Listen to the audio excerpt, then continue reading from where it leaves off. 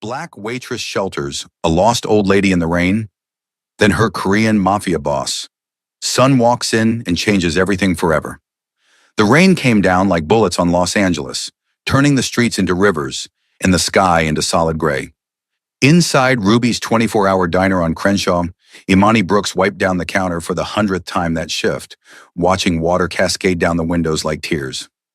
It was 2 a.m. on a Tuesday, the dead zone when even the usual insomniacs stayed home, and she was alone except for Earl, the cook, singing off-key in the back. That's when she saw her, the old woman standing outside in the rain, completely still, wearing what looked like an expensive silk robe and house slippers. No coat, no umbrella. Just standing there, water streaming down her face, staring at nothing. Jesus Christ, Imani muttered, abandoning her rag and rushing to the door. The cold hit her like a slap as she stepped outside. Ma'am? Ma'am, are you okay? The woman didn't respond, didn't even seem to hear her. Up close, Imani could see she was Korean, maybe 70 years old with silver hair plastered to her skull and skin so pale it was almost translucent. Her eyes were unfocused, distant, like she was looking at something only she could see. Ma'am, you need to come inside. You're going to freeze out here. Imani gently took the woman's arm, and she came willingly, docile as a child. Inside the diner, under the harsh fluorescent lights, Imani could see the woman was trembling violently, her lips tinged blue. Earl, I need towels and hot coffee. Earl appeared, took one look at the situation, and didn't ask questions. Just grabbed every clean towel from the back and started the coffee brewing. Imani wrapped the old woman in towels, rubbing her arms to generate heat, murmuring soothing words that probably weren't understood but might help anyway. What's your name, honey? Where do you live? Nothing. The woman just stared at Imani with those distant eyes, occasionally shivering so hard her teeth chattered. Okay. Let's just get you warm first. Earl, call 911. She might be hypothermic. No hospitals. The woman's voice was soft, accented but clear. Her hands shot out with surprising strength, gripping Imani's wrist. Please, no hospitals. No police. Ma'am, you were standing in the rain. You're soaking wet. You're not dressed for the weather. I was looking for my garden. I couldn't find it. The woman's eyes suddenly focused on Imani with heartbreaking clarity. I planted roses, white roses, for my husband. But the garden is gone. Everything is gone. Understanding crashed over Imani. She'd seen this before. Her own grandmother before she died, getting confused, wandering off, lost in memories that felt more real than the present. You have Alzheimer's, don't you? Or dementia? I forget things. The woman's grip loosened. Sometimes I don't know where I am, who I am, but I remember the roses, always the roses. Do you remember your address, your phone number? Anyone we can call? The woman shook her head slowly. Your name? Can you tell me your name? Sung Mi Young, I think. Yes, that's right. She said it like she was surprised to remember. My husband is waiting for me. I need to go home. We'll get you home, Mrs. Sung, I promise. But first, let's get you out of these wet clothes. Imani glanced at Earl. Call off the ambulance. I'll handle this. Earl raised an eyebrow. You sure? She needs medical attention. She needs to not be terrified, trust me. Imani had seen how her grandmother reacted to hospitals, the fear, the confusion, the way medical staff treated elderly dementia patients like problems to be managed rather than people to be helped. I've got this.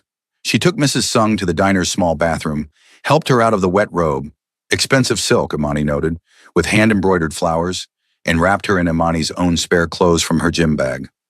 Sweatpants and a hoodie that were way too big, but at least they were dry and warm. You're very kind, Mrs. Sung said suddenly, looking at Imani with clear eyes. Like my son, he's kind too, strong, takes care of everyone. What's your son's name? Can we call him? Taiwan. Yes, Kang Taiwan. Mrs. Sung's face lit up. He'll be worried. He's always worried about me. Do you know his phone number? But the clarity was already fading from Mrs. Sung's eyes, replaced by that distant confusion. She shook her head, tears forming. It's okay. We'll find him. Don't worry. Imani got Mrs. Sung settled in the most comfortable booth, wrapped in blankets, with hot soup and coffee. She ate slowly, mechanically, while Imani searched her phone for any Korean community centers, police reports of missing persons, anything that might help identify this woman's family. You know, Mrs. Sung said suddenly, voice clear again. I used to own restaurants. 3 of them. Did all the cooking myself in the beginning.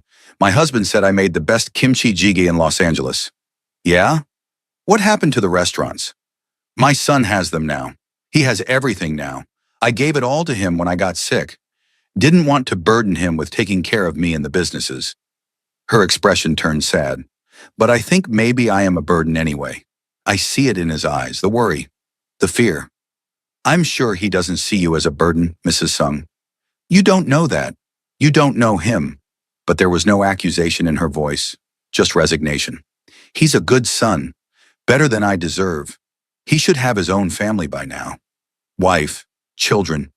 But instead, he takes care of his confused old mother, who can't remember her own address. Imani's heart ached. She'd had these exact conversations with her grandmother before she passed. The guilt, the self-awareness that came and went, the terrible knowledge that you were forgetting yourself piece by piece. Mrs. Sung, your son loves you. That's not a burden. That's family. They sat together in the quiet diner, rain still pouring outside, while Imani tried every possible way to track down Kang Tae-won. She called Korean community organizations, left messages with elder care facilities, even tried social media. But at 3 a.m., everything was closed, no one answered, and her searches came up empty. You should go home, Mrs. Sung said suddenly. Your shift must be over. You have your own life. My shift ended an hour ago, but I'm not leaving you alone. Imani squeezed the old woman's hand. We'll figure this out together. Why? Mrs. Sung's eyes were sharp again, focused. You don't know me. I'm just a confused old woman who wandered into your diner. Why do you care? Imani took a breath, memories flooding back. Because when I was 16, my grandmother had dementia. One night she wandered out of our apartment. We found her 6 hours later, 3 miles away, trying to get into a house that used to be hers 30 years ago. She was crying, confused, terrified. Imani's voice caught. The people who lived there had called the police instead of helping her. They treated her like a criminal, like she was dangerous instead of just lost. What happened to her? She died 2 years later, but that night broke something in her. She never fully recovered from the fear and humiliation. Imani met Mrs. Sung's eyes. So when I see someone lost and confused, I help. Because I couldn't help my grandmother, but I can help you. Mrs. Sung's eyes filled with tears. You're a good girl. My son would like you. Let's focus on getting you back to your son, okay? They waited together as the rain continued and the night stretched toward dawn. Mrs. Sung drifted in and out of lucidity, sometimes telling stories about her restaurants, her late husband, her childhood in Seoul, sometimes staring at nothing, asking about gardens that existed only in memory. And Imani sat with her through all of it, patient and kind, the way she'd wished someone had been with her grandmother. At 5:47 a.m., the diner door slammed open with enough force to rattle the windows. The man who entered was like a storm given human form, tall, broad-shouldered, in an expensive suit despite the early hour, with features that were sharp and severe, and absolutely striking. His dark eyes swept the diner with predatory intensity, landing on Mrs. Sung, and something in his expression cracked. Iyama!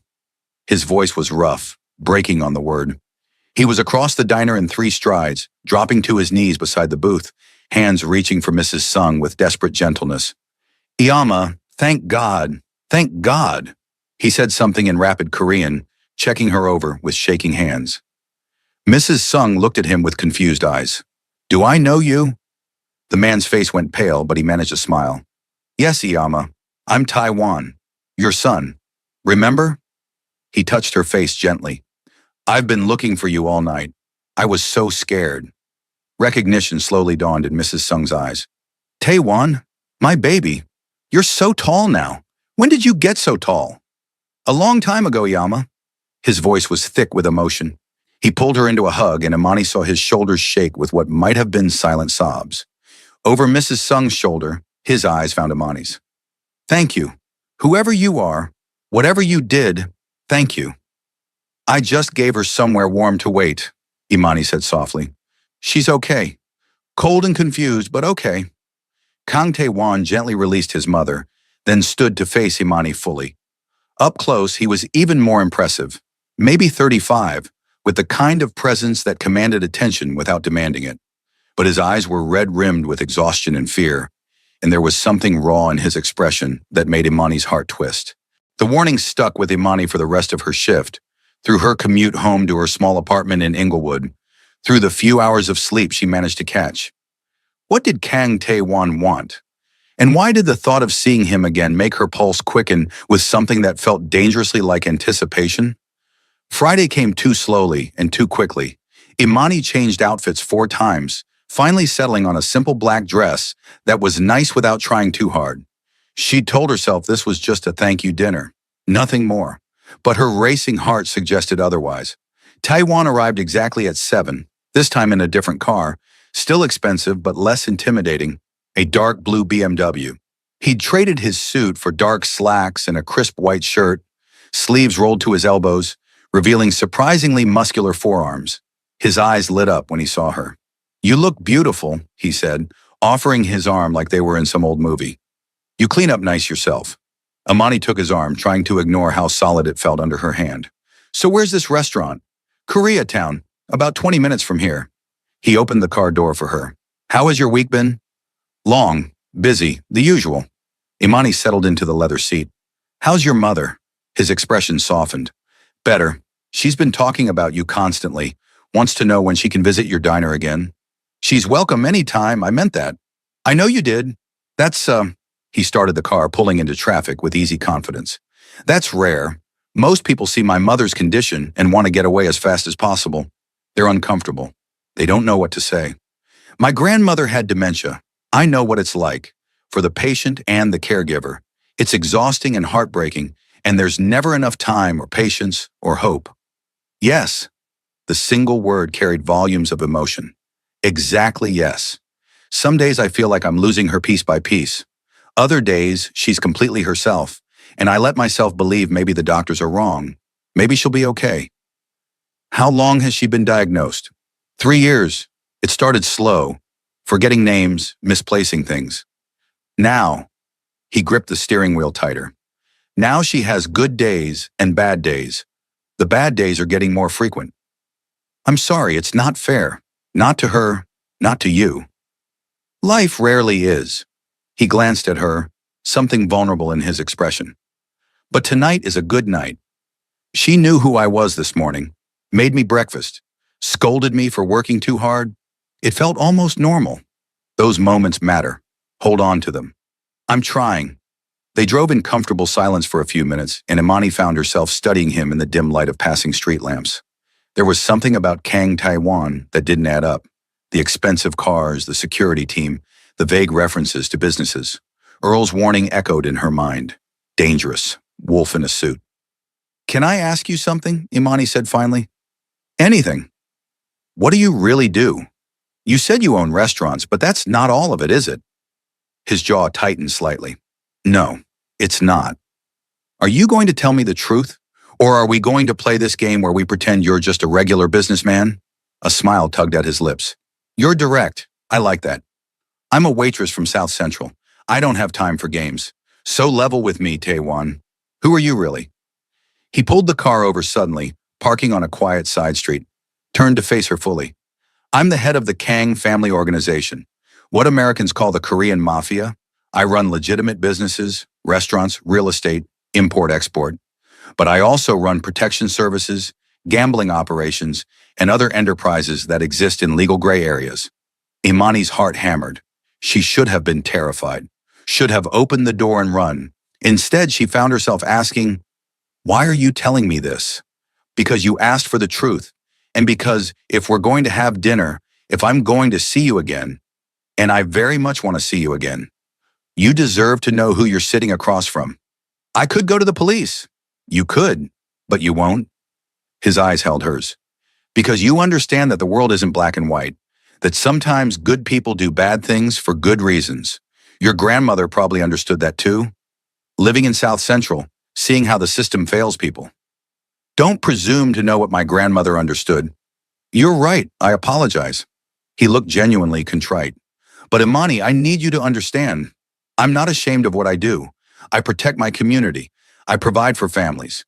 Yes, some of my methods are illegal, but I sleep okay at night knowing that Korean businesses in my territory are safe, that elderly immigrants have someone looking out for them, that kids have after-school programs and scholarships.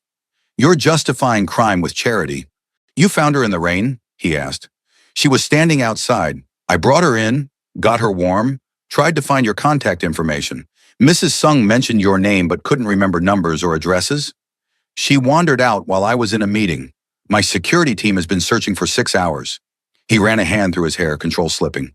6 hours? She could have been hit by a car, could have frozen, could have... He stopped, jaw clenching. I owe you everything. You don't owe me anything. I'm just glad she's safe. How much? Taewon pulled out his wallet, hands shaking slightly. For your time, your help, name your price. Offense flashed through Imani. I don't want money. I helped because she needed help. That's what decent people do. I didn't mean to insult you. He put the wallet away, looking chagrined. I'm sorry, I don't think clearly when it comes to my mother. Thank you, truly. Behind them, Mrs. Sung had gotten to her feet, looking around the diner with new interest. Is this your restaurant? She asked Imani. It's very clean. Good location. Do you need help? I'm an excellent cook. Iyama, this isn't our restaurant, Taewon said gently, moving back to her side. This is a kind woman's diner. We're going home now, okay? But I like it here. The girl is nice. She didn't treat me like I was stupid. Mrs. Sung's eyes grew sharp. Not like those nurses at the place you want to send me. They talk to me like I'm a child. Pain crossed Taewon's face. Iyama, we've talked about this. The memory care facility has excellent staff. I don't want to go there. I want to stay home. With you. Tears spilled down Mrs. Sung's cheeks. Please don't send me away. I'll try harder to remember, I promise. You're not being sent away. It's just... Taewon looked helplessly at Imani, and she saw the truth in his eyes. He was drowning, trying to take care of his mother while clearly running some kind of demanding business, and failing at both because neither allowed for failure.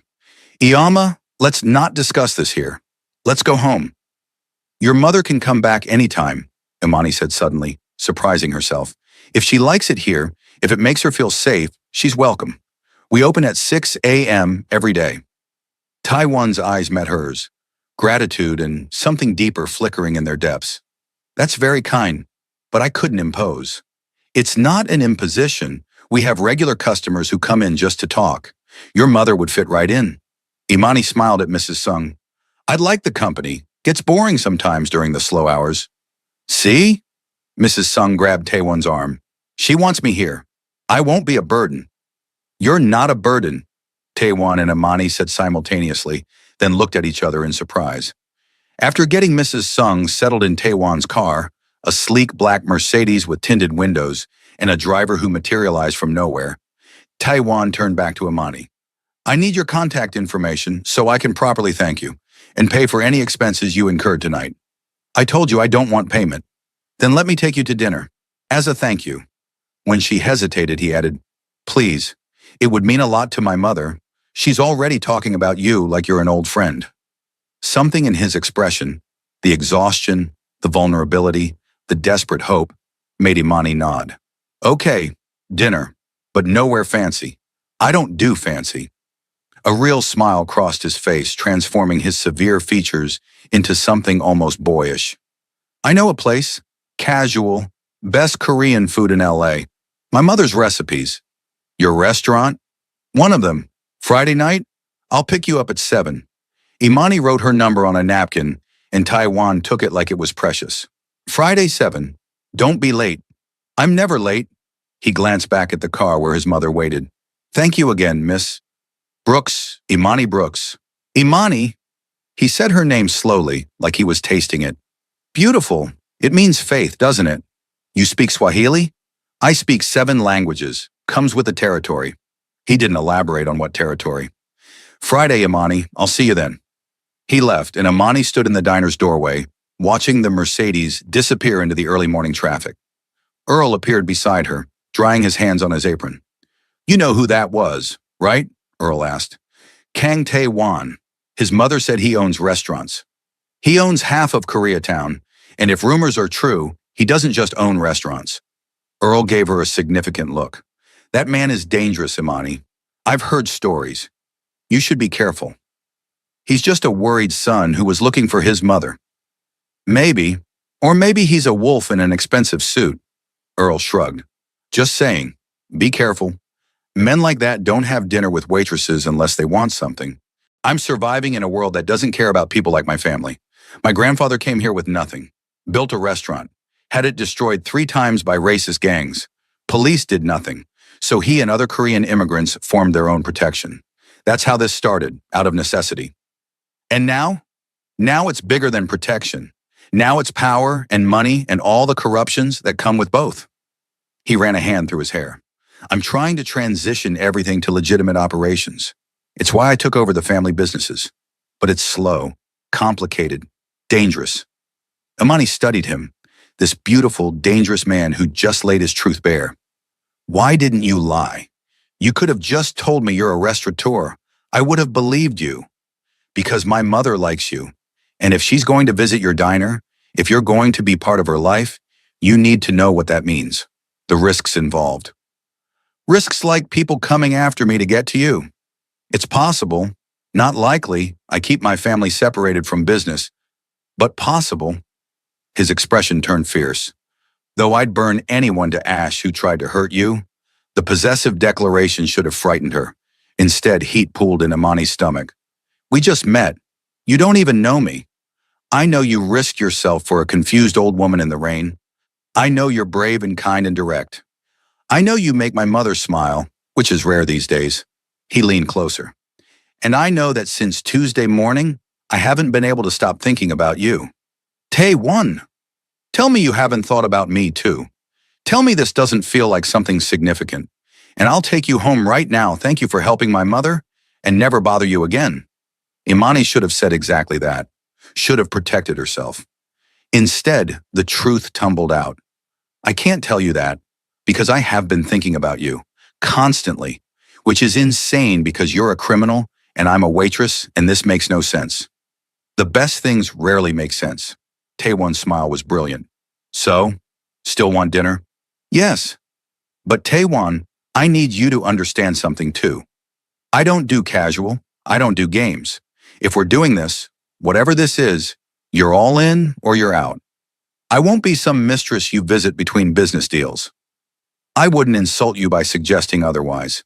He cupped her face gently, thumb brushing her cheek. I want to know everything about you, Imani Brooks. Want to hear your stories, your dreams, your fears. Want to introduce you to my mother properly. Want to see where this goes. Even though it's complicated, especially because it's complicated, the simple things never changed anyone's life. He kissed her then, soft and careful and absolutely perfect. And Imani, who'd sworn off men after her last disaster of a relationship, found herself kissing him back with enthusiasm that surprised them both. The restaurant was small and intimate, tucked away on a Koreatown side street with no sign, just a red door. Inside was warm and fragrant, filled with the smells of garlic and gochugaru and something sweet. An elderly Korean man greeted Taewon with a deep bow and rapid Korean, then led them to a private room in the back. This was my parents' first restaurant, Taewon explained as they settled on cushions at a low table. My father died when I was 12. Heart attack. My mother kept this place running while raising me and my sister. It's where I learned that work is honor, that feeding people is sacred. You have a sister? Had, Ji-yoon. She died 7 years ago. Car accident. Pain flickered across his face. She was going to be a doctor. Brilliant. Kind. Everything good in our family. I'm sorry, that's devastating. It was. Still is. My mother never really recovered. The dementia started not long after. Doctors say there's no connection, but I think grief broke something in her brain that couldn't heal. Imani reached across the table, taking his hand. You've lost so much. So have you. Your grandmother. Your parents weren't around, you said. What happened there? My mother had me at 16. Couldn't handle a baby. Left me with my grandmother and disappeared. I've seen her maybe 5 times in my whole life. Imani shrugged, old pain resurfacing. My father wasn't even in the picture. Just some guy whose name I don't know. That must have been hard. My grandmother was enough. She loved me fiercely, worked 2 jobs to give me opportunities, made sure I graduated high school, got me enrolled in community college. Imani's voice softened with memory. She died right before I could finish my degree. Heart failure. I had to drop out to pay for the funeral. What were you studying? Social work. Wanted to help kids like me. Kids from broken homes who needed someone to believe in them. She smiled sadly. Instead, I'm slinging coffee at Ruby's. It's not too late. You could go back to school. With what money? I can barely make rent. Imani pulled her hand back, suddenly self-conscious about the differences between them. Sorry, I shouldn't complain about money to someone who probably spends more on a suit than I make in 6 months. Don't apologize for your reality, and for the record, I could help with school. Pay your tuition, cover your expenses. No. The word came out sharper than intended. I'm not some charity case. I don't need rescuing. I wasn't suggesting you did. I was offering to invest in someone with potential. He leaned forward. Imani, I fund scholarships for dozens of kids every year. Why not you? Why not someone who could actually make a difference in people's lives? Because I don't want to owe you. Don't want to be in your debt. You wouldn't be, but I respect your pride. He signaled to a server, and food began arriving. Let's not talk about money. Let's just enjoy the meal. The food was extraordinary, dish after dish of perfectly prepared Korean cuisine. Taiwan explained each one, teaching Imani how to eat them properly, laughing when she struggled with the spicier items. The conversation flowed easily, moving from food to music, to books to dreams. If you could do anything, Taiwan asked, money no object, what would your perfect life look like? Imani thought about it, really thought. I'd have my degree, run a community center for at-risk youth, provide meals, tutoring, mentorship, a safe space where kids could just be kids without worrying about gang violence or poverty or all the shit that makes growing up hard. She smiled, embarrassed by her passion. I know it sounds naive. It sounds beautiful and important. His eyes were warm. You should do it. Right, I'll just manifest $1 million in a building. Or you could let me help, not as charity, as partners. When she started to protest, he held up a hand. Hear me out. I've been looking for legitimate community investments, ways to give back that aren't just throwing money at problems. You have the vision and the passion. I have the resources. We could build something real together. Taiwan, think about it. You don't have to decide now. Just think about it. The rest of dinner passed in a blur of laughter and stories and growing connection. By the time Taiwan drove her home, Imani felt like she'd known him for years instead of days. He walked her to her door and under the flickering porch light, pulled her close. Can I see you again? He asked. Yes, definitely yes. Tomorrow? I'd like you to have dinner with me and my mother. Properly. Let her get to know the woman who's been occupying my every thought. That's fast. I'm 36 years old. I don't have time to waste on games. I know what I want. His eyes held hers. The question is, do you? Imani took a breath, standing on the edge of something terrifying and exhilarating. I want to find out. He kissed her again, deeper this time, and Imani felt herself falling into something that couldn't possibly end well, but felt too good to resist. Saturday dinner at the Kang family home was nothing like Imani expected. She'd imagined some massive mansion, all intimidating and cold.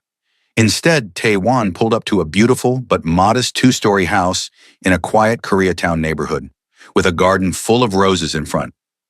The white roses, Imani realized, the ones your mother talks about. She planted them for my father after he died, tends them herself on her good days. Taiwan took Imani's hand as they walked to the door. Warning, my mother's in a very good mood today, which means she's going to interrogate you about your intentions toward her son. Shouldn't it be the other way around? You clearly don't know Korean mothers. Mrs. Sung met them at the door, and the transformation from the confused woman in the rain was startling. She was dressed beautifully, hair styled, eyes bright and clear. Imani, you came. She pulled Imani into a hug that smelled like ginger and roses. Come in, come in. I made too much food. Taiwan doesn't eat enough. Maybe you'll help me force feed him. The house was warm and lived in, filled with photos of family and friends, shelves of books in Korean and English, comfortable furniture that invited sitting. Mrs. Sung led them to a dining room where the table was absolutely covered in food. Iyama, this is too much, Taewon protested. Nonsense. We have a guest, a very special guest who saved my life. Mrs. Sung sat Imani down with ceremony, then started serving her with enthusiasm. Eat, eat, you're too thin. All you young people always dieting. Food is love. You have to accept love. They ate family style, passing dishes, sharing stories. Mrs. Sung was sharp and funny, asking Imani about her life with genuine interest. She seemed to remember everything Taiwan had told her about their first meeting, adding her own embellishments. You should have seen him when he came home that morning, Mrs. Sung said, eyes twinkling, like a lovesick teenager. Iyama, I met the most amazing woman. She charged into danger to save you.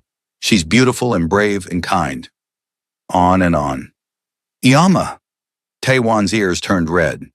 It's exactly what you said. Don't lie in front of your future wife. Imani choked on her tea. Future wife? Of course. Why else would Taewon bring you home to meet me? He's never brought a woman home before. You must be special. Mrs. Sung patted Imani's hand. I know my son. He doesn't do casual. When he cares completely. It's both his greatest strength and his greatest weakness. Yama, you're embarrassing her. And me. Good. You should be embarrassed. You're 36 and still not married. I want grandchildren before I forget what grandchildren are. The comment was said lightly, but pain flickered across Mrs. Sung's face. The knowledge of her condition, the fear of what she was losing. Taiwan reached over, squeezing her hand. You're not going to forget, Yama. I won't let you. You can't stop this, my son. As much as you want to control everything, you can't control this. She turned to Imani. He thinks he can fix everything, protect everyone. But some things can't be fixed. They can only be accepted. After dinner, Mrs. Sung insisted on showing Imani the garden. They walked among the white roses while Taiwan cleaned up inside. In the twilight, Mrs. Sung's expression turned serious. I need to tell you something, she said quietly. About my son, about what he does. He told me, about the family business. Did he tell you why? Why he took over when he could have walked away? When Imani shook her head, Mrs. Sung continued. After Ji-eun died, after my daughter was killed by a drunk driver who got 6 months in jail because he had money and lawyers, Taiwan changed. He realized the legal system doesn't protect people like us. So he decided to become the protection. That's a lot of weight for one person to carry. Too much weight. He's drowning in responsibility and duty, and he won't admit it because he thinks he has to be strong for everyone. Mrs. Sung gripped Imani's hands. But you make him smile. Really smile. I haven't seen that in years. Whatever this is between you, don't let him push you away when things get hard. He'll try. He always tries to protect people by keeping them at a distance. Mrs. Sung, we just met. This might not be. I know my son, and I see the way he looks at you. Like you're the answer to a question he's been asking his whole life. Her eyes were fierce despite her condition. Promise me you'll give him a real chance. Promise me you won't run when you see the darkness in his world. I promise I'll try. Mrs. Sung smiled, then her expression shifted, confusion clouding her eyes. I'm sorry, dear. Do you know where the bathroom is? I seem to have forgotten. The shift was heartbreaking, from clarity to confusion in seconds. Imani gently guided her back inside, where Taewon saw immediately what had happened. He took over with practiced ease, patient and kind as he helped his mother remember where she was, who they were. Later, after Mrs. Sung had gone to bed, Taiwan drove Imani home in heavy silence. I'm sorry you had to see that, he said finally. Don't apologize. I understand what it's like. Some days I think I can't do this anymore. Can't watch her disappear piece by piece. Can't handle one more moment of her not knowing who I am. His voice cracked. Then I feel guilty for being selfish, for thinking about my pain when she's the one actually suffering. Imani reached over, taking his hand. You're allowed to feel overwhelmed. You're allowed to be tired. That doesn't make you selfish. I have to put her in memory care soon. The wandering is getting worse. What if next time nobody helps her? What if next time she ends up hurt or worse? So you keep her safe. That's what love looks like sometimes. Doing the hard thing because it's right, even when it breaks your heart. He pulled over again, seemed to be a habit of his, stopping when emotions got too big for driving, turned to face her with raw vulnerability in his eyes. Come with me when I tour facilities. Help me choose the right place. I trust your judgment. Taiwan, that's huge. That's family-level involvement. We've been on 2 dates. I know, but my mother loves you already. And he cupped her face gently. I'm falling for you, Imani. Faster than makes sense. Deeper than is wise. And I want you there for the big things, because I think you might be the biggest thing that's ever happened to me. Terror and exhilaration warred in Imani's chest. This was too fast, too intense, too everything. But when she looked in his eyes, she saw something real, something worth the risk. Okay, I'll help you find a place for your mother. But Taiwan, you need to understand, I'm not going anywhere. Whatever happens, whatever we face, I'm choosing to stay. So stop trying to protect me from your life. I don't deserve you. Probably not. But you've got me anyway. They kissed in his car like teenagers, and Imani felt herself falling impossibly, irrevocably in love with this beautiful, burdened, dangerous man who'd crashed into her life over his lost mother. The next 3 months were a blur of intensity. Imani and Taiwan fell into each other completely. Dates several times a week, long phone calls, texts that turned into essays. He introduced her to his world gradually, carefully.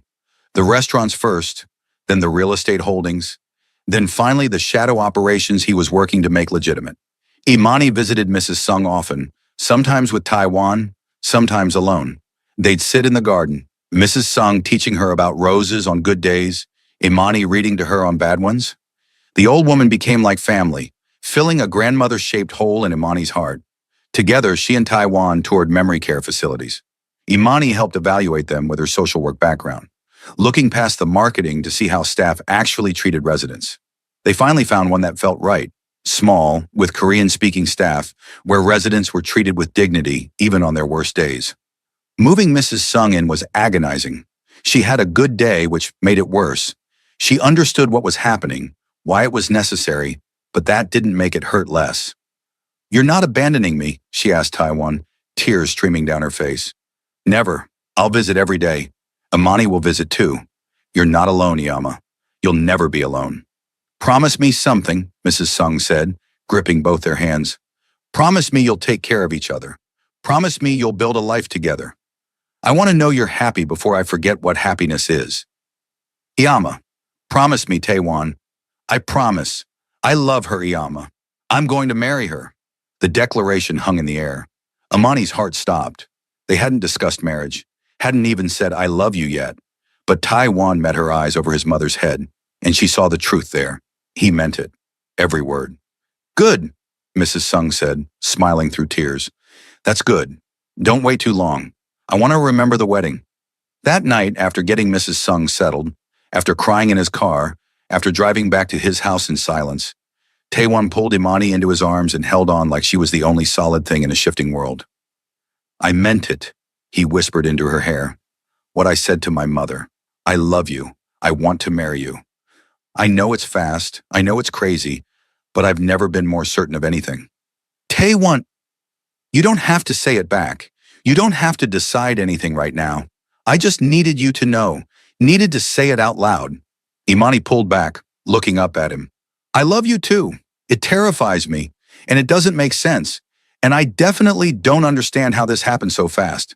But I love you. The kiss was different this time. Not desperate or exploratory, but sure. A promise. A claiming. They made love in his bed, slow and intense, learning each other completely. And afterward, tangled together, Taewon whispered, Move in with me. That's fast. I'm 36. You're 32. We're not kids. Why waste time pretending this isn't serious? My apartment, keep it if you want. As a backup, as storage, whatever. But live here, with me. Wake up next to me every morning. Let me make you breakfast. Build a life together. Imani thought about her tiny studio, the loneliness of coming home to empty rooms. Thought about waking up next to Taiwan, being part of his daily life. Okay, yes, let's do it. His smile could have powered the entire city. Moving in was easy. Imani didn't have much. Her grandmother's quilts, some books, clothes. Taewon cleared space in his closet, made room on shelves, integrated her things into his home until it became theirs. He cooked Korean food and learned to make her grandmother's recipes. She learned basic Korean, and attended business dinners where she charmed his associates without trying. Life fell into a rhythm. Imani kept working at Ruby's, liked the normalcy, the connection to her old life, but started taking online classes toward finishing her degree. Taiwan funded it despite her protests, arguing it was an investment in their community center dream. They visited Mrs. Sung daily, weathering her good days and bad with shared strength. But paradise never lasts in dangerous worlds. The attack came on a Tuesday. Imani was closing Ruby's alone. Earl had left early. The cook was already gone. When three men walked in. Chinese, she thought, not Korean. Wrong energy, wrong vibe. "We're closed," she said, hand reaching for her phone. "We're not here for food." The leader, scar running down his face, smiled without warmth. "We're here to send a message to Kang Taiwan. Tell him the Sun Yeon Triad doesn't appreciate him expanding into our territory." Terror spiked through Imani. "I don't know what you're talking about. Don't play stupid. You're his woman, living in his house, visiting his mother. That makes you leverage." They moved fast. Imani grabbed the coffee pot, throwing scalding liquid at the nearest attacker. He screamed and she ran for the back door. Almost made it, but hands grabbed her hair, yanking her back. Pain exploded across her face as someone hit her. "That's for the coffee, bitch." She fought, scratched, kicked, bit. But there were three of them and one of her. They were dragging her toward the door when the diner windows exploded inward. Taiwan came through the broken glass like an avenging angel, gun in hand, face twisted with fury. The violence was brutal and efficient. 2 shots, 2 bodies dropping. The third man grabbed Imani, knife to her throat. "Back off or she dies." Taiwan froze, eyes locked on Imani's. She saw calculation there, cold assessment of angles and possibilities. Then his expression shifted to something almost gentle. "You won't kill her. Try me. If you kill her, I'll make you watch while I murder everyone you've ever loved. Parents, siblings, children. I'll burn your entire bloodline to ash. But if you let her go right now, you get to run. 5-second head start before I put a bullet in your spine. Your choice." The man's hand trembled. Imani felt the knife bite into her skin, warm blood trickling down her neck. Then the pressure released, and he was running, crashing out the back door. Taiwan let him get 3 steps before firing. The body dropped. Then Taiwan was there, pulling Imani into his arms, hands frantically checking her over. "Are you hurt? Did they? Christ, you're bleeding." I'm okay. But she was shaking violently, adrenaline crashing. "How did you know?" "Security cameras, I have them on all your regular locations. When I saw them come in, His voice broke. "Imani, if I'd been even a minute later..." "But you weren't. I'm okay. We're okay." They weren't okay. Not really. The attack changed everything. Taiwan went to war. The Sun Yi. On Triad had crossed an unforgivable line, and he responded with overwhelming force. Imani didn't ask for details, but she saw the results. Tension in his shoulders, blood on his clothes he thought she didn't notice. The way he checked the locks 3 times before bed. "I can't live like this," Imani said one night, 2 weeks after the attack. "Constantly afraid, looking over my shoulder, wondering when the next threat will come." Taewon's face went pale. "You're leaving." "What?" "No, I'm saying we need to change something. Your promise to your mother about transitioning to legitimate business, we need to accelerate that. Because I love you, but I won't raise children in a world where they're targets because of what their father does." Children, the word hung between them. They'd never discussed it explicitly, but the implication was clear. This was long-term, forever. Marriage and family and all the complicated, beautiful mess that came with it. "You want children? With me?" Taewon's voice was barely a whisper. "Eventually, yes, but not until this world is safer. Not until you can promise me that our kids won't be leverage for your enemies."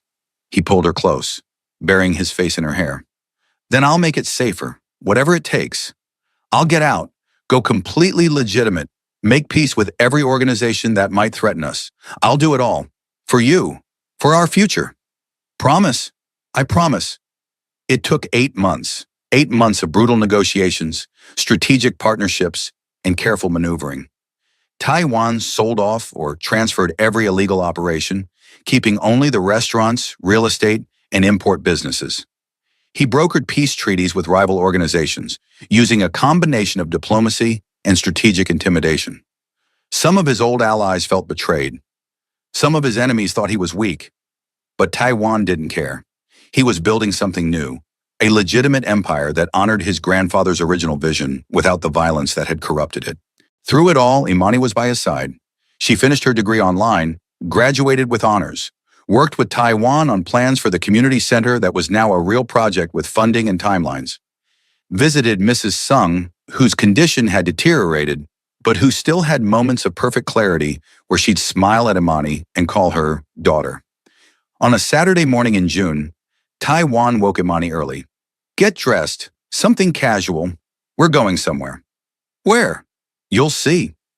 He drove them to South Central, to a street Imani knew well, had walked down hundreds of times growing up. And there, on a corner lot that had been vacant for years, stood a building. New construction, nearly finished, with a sign out front. Brooks Kang Community Center. Imani's hands flew to her mouth. You didn't. I did. Well, we did. It's in both our names. Fully funded for the first 10 years. Ready to open next month if you approve the final designs. He led her inside and Imani saw her dream made real. A commercial kitchen for cooking classes, computer labs, tutoring spaces, a gym, offices for counselors and social workers, everything she'd ever imagined and more. In what would be the main community room, Taewon turned to face her, dropped to one knee, pulled out a ring that caught the morning light, a sapphire surrounded by diamonds, the color of her grandmother's favorite dress. Imani Brooks, you charged into my life through a rainstorm and changed everything. You saved my mother. You saved me. You made me believe I could be more than my father's legacy, more than the violence and darkness I was born into. His voice was thick with emotion. Will you marry me? Build this center together, raise children together, grow old together? Say yes. Imani was crying too hard to speak. She nodded frantically, then managed, Yes, yes, you impossible, wonderful man. Yes. He slipped the ring on her finger, then stood and kissed her with all the passion and promise of their future. Outside, the South Central morning woke up around them. Car horns, voices, the pulse of a neighborhood that would soon have a safe space for its children. Their space, their dream. The wedding was 6 months later, small and intimate. Mrs. Sung was there, having one of her best days in months. She cried through the ceremony, clutching the hand of her nurse, whispering, My son is happy. Finally, my boy is happy. They were married in the community center's main room, surrounded by the people they'd helped, kids from their programs, families they'd supported, friends from both their worlds. Imani wore her grandmother's pearls and a dress the color of roses. Taiwan wore a traditional Korean hanbok under his suit jacket, honoring both their cultures. You make me believe in second chances, Taiwan said in his vows, in the possibility that broken things can be made whole. You're my light in every darkness, my home in every storm. I promise to love you with everything I am, for as long as I breathe. You make me believe that love doesn't have to make sense to be real, Imani responded, that sometimes the most unlikely partnerships create the most beautiful futures. I promise to stand by you in every challenge, celebrate with you in every victory, and build with you the life we both deserve. They kissed as husband and wife, and the room erupted in cheers. Mrs. Sung stood, raising her glass with shaking hands. To my son and his beautiful wife, may you have many years, many children, and may you never forget that love is the only thing that matters. It was the last time she'd speak so clearly. Within a month, Mrs. Sung's condition would deteriorate rapidly, but that day at their wedding, she was present and whole and radiating joy. And Imani would hold that memory forever. The image of Taiwan's mother, surrounded by white roses from her garden, blessing the unlikely union that had saved them all. 3 years later, Imani stood in the community center's garden. They'd added one filled with white roses and sunflowers, watching her daughter toddle after butterflies. Jeon Sung Kang, named for Taewon's sister, had her father's eyes and her mother's smile and enough personality for 3 children. There you are. Taewon appeared, carrying their second daughter, 6-month-old Maya Imani Kang, named for her maternal grandmother's favorite singer. Jeon, come here. Lunchtime. Their oldest ran to him, chattering in a mix of English and Korean about the butterflies and flowers and all the wonders of her 3-year-old world. Taiwan scooped her up with one arm, balancing both daughters with the ease of practice. Your mother called, he told Imani. She's having a good morning, wants to see the girls. They visited Mrs. Sung every day, even though she rarely knew who they were anymore. But sometimes when she held the babies, clarity would flicker in her eyes. She'd smile and whisper, grandchildren, my grandchildren. And in those moments, everything they'd fought for felt worth it.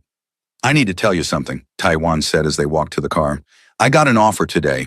A big development company wants to buy the community center, expand it into a whole network across LA. We'd maintain control, but they'd provide unlimited funding. What did you tell them? That I'd discuss it with my wife and partner. He shifted Maya to his other arm. Because we built this together. It's not my decision alone. Imani looked back at the building that had started as a dream in a diner conversation. Now it served 300 kids a week, provided meals, tutoring, mentorship, hope, and there were so many more children who needed the same. Let's do it. Let's expand. Change as many lives as we can. You're sure? It'll be a lot of work. We've handled harder things. We can handle this. She took his hand. Besides, I like building things with you. It's kind of our thing. They loaded the girls into the car, a sensible SUV now, so different from the sleek Mercedes he'd driven when they first met. Drove to the memory care facility where Mrs. Sung spent her days lost in gardens that existed only in her mind. But when they placed baby Maya in her arms, something in Mrs. Sung's face softened. Beautiful, she whispered. So beautiful. Like roses. She's your granddaughter, Iyama, Taiwan said gently. Maya, and this is Ji-eun. He placed their oldest beside his mother. Your grandchildren. Grandchildren. Mrs. Sung repeated the word like a prayer, then surprisingly looked directly at Imani. You're the girl from the rain, the one who helped me. Yes, I'm Imani, your daughter-in-law. You made my son smile again, gave him a future when he'd stopped believing in futures. Tears rolled down Mrs. Sung's cheeks. Thank you. Thank you for loving him when he needed it most. He saved me too, Imani whispered. We saved each other. They sat together in Mrs. Sung's room, Taiwan, Imani, and their daughters, while the old woman held the babies and sang Korean lullabies she remembered from decades ago. And Imani thought about that rainy night 4 years ago, about a confused old woman standing in the storm, about the choice to help instead of ignoring. One act of kindness had changed everything, had brought her a husband who loved her fiercely, daughters who filled her days with joy, a purpose that gave her life meaning, a family that had formed in the most unlikely way. What are you thinking about? Taiwan asked softly, watching his mother doze off with Maya still in her arms. That I almost walked past her that night. Almost ignored her because I was tired and wanted to go home. How different everything would be if I had. But you didn't, because you're you, because helping people is who you are at your core. And you came looking for her. Desperate and terrified and vulnerable in a way that let me see the real you underneath the Mafia boss exterior. Fate, Taiwan said. Has to be fate. How else do you explain it? My mother wandering into your diner, out of all the places in LA, you being exactly the person I needed to meet at exactly the right moment. Maybe, or maybe it's just love, finding us in the rain and the darkness and the impossible circumstances, proving that sometimes the best relationships come from the most unexpected moments. He kissed her softly, carefully, so as not to wake the sleeping baby. I love you, Imani-kung. I love you too, my unlikely, impossible, wonderful husband. They sat together in comfortable silence, watching their daughters sleep in their grandmother's arms. Outside, the Los Angeles afternoon stretched golden and warm.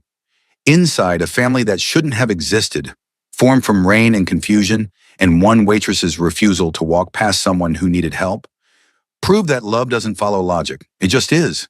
And sometimes that's more than enough. Sometimes that's everything.